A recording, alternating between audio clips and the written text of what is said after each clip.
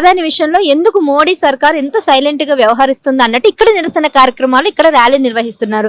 మరి దీనికి మీరేం చెప్తారు? ఇప్పుడు ఒకటేమా అదాని అనేట ఆయనకు నువ్వు అప్పచెప్పినావు, మళ్ళీ వీడికి వచ్చి ఏం చెప్తున్నావు? అదాని గురించి నల్ల బ్యాడ్జీలు వేసుకొని నువ్వు అసెంబ్లీ కాడ ఆపి మొత్తము పరేడ్ మార్క్ చేసి అసెంబ్లీ స్తంభించి మొత్తం ట్రాఫిక్ ని జామ్ చేసి నువ్వు ఇటువంటి వ్యవస్థలు చేస్తున్నావు. ఆ పోలీస్ వ్యవస్థ ఉన్న సార్ కూడా వీళ్ళని అరెస్ట్ చేయకుండా వాళ్ళని కాపాడుకుంటా కొమ్ము కాసుకుంటా ఎప్పటికీ రాజ్యం ఉంటే అదే అని ఆ పోలీసులు మీరు కూడా వాళ్ళనే ఉరుక్కుంటా అది చేసుకుంటా పోతున్నారు. మా వాళ్ళు న్యాయంగా ధర్మంగా ప్రజల గురించి కొట్లాడుతుంటాము, ఎత్తుకపోతున్నారు, ఉరికిపించుకుంటున్నారు, లోపడెత్తున్నారు, జైల్లో పెడుతున్నారు, లేని కేసులు పెడుతున్నారు. ఇవి అన్ని ఎందుకు అవసరమా నీకు? నువ్వు ఏదైనా ఉంటే ఒప్పందం చీకటి చేసుకుంటావు, ఇక్కడికి వచ్చి మాట్లాడతావు. ఏదైనా ఉంటే కేటీఆర్ సాబ్ డైరెక్ట్ అంటుంటూ బహిరంగ లెక్క కూడా రాసిండు. ఏది ఉంటే రేవంత్ రెడ్డి నన్ను అరెస్ట్ భయపడేటోరు కాదు.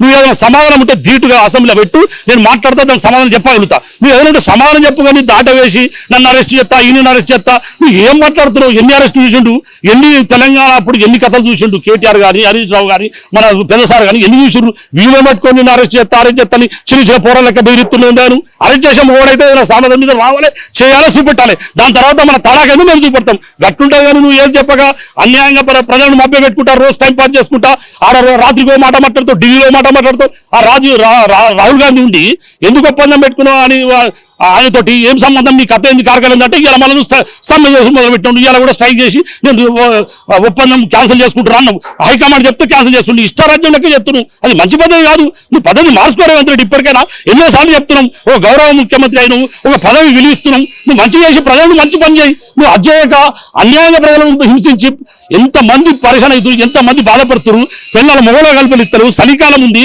ఆడవాళ్ళు ఎంత పరిశాన్ అవుతారు, తీసుకుపోయి జైల్లో పెడుతున్నారు. మన ఏంది సీమలు చూపెట్టినట్టు ఇట్లా చూపెట్టినట్టు సంఖ్యలు వేసుకొని తీసుకొని పోతున్నావు. వానికి అదానికి కొమ్మ కాస్తున్నావు, వానికి మంచి మంచి 5 స్టార్ హోటల్లో తీసుకుపోయి దాదాపు ఇస్తున్నావు, లక్షల అన్నాలు పెట్టి వీళ్ళకి హింసిస్తున్నావు. వీళ్ళ డబ్బుతో నువ్వు చెలగట పడుతున్నావు. ఇది మంచి పద్ధతి రేవంత్ రెడ్డిది? మార్చుకో పద్ధతులు.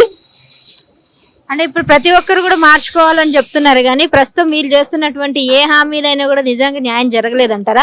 28వ తారీఖు రైతు కౌలులకి భరోసా కింద రైతు భరోసా ఇస్తామని చెప్తున్నారు.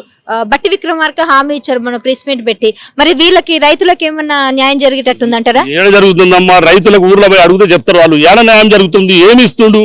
మన గవర్నమెంట్ ఉండవు 5 లక్షల మంది రైతులకు రుణమాఫీ చేసినాం, ఎంతో మందికి అసర పెన్షన్ ఇచ్చినాం, కేసీఆర్ కిట్ ఇచ్చినాం, ఎన్నో పనులు చేసినాం.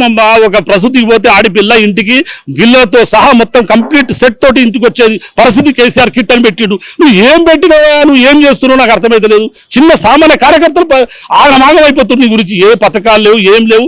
కేసీఆర్ ఉన్న పథకాలల్లా ఒక్క పథకం చేయకుండా అన్ని జీరో వ్యవస్థలు నడుపుతున్నాం. ఇవాళ అసొంటి దేవతాసొంటి మా తెలంగాణ విగ్రహం తల్లిని తీసి పుష్టలు తిత్తివి, ముక్కుముల తిత్తివి, చెవులకు అవన్నీ తీసి బోడ లెక్క బాడ లెక్క పెడతీవి. అవసరమా నీకు ఇవన్నీ రాజకీయాలు చేసుడు?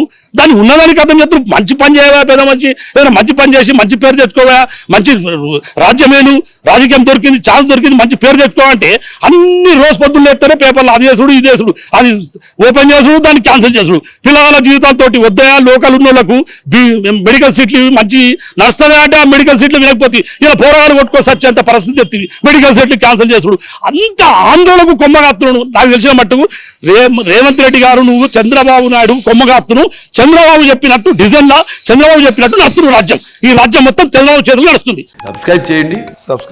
Please do subscribe to please like, share and subscribe to top Telugu TV. Top Telugu TV.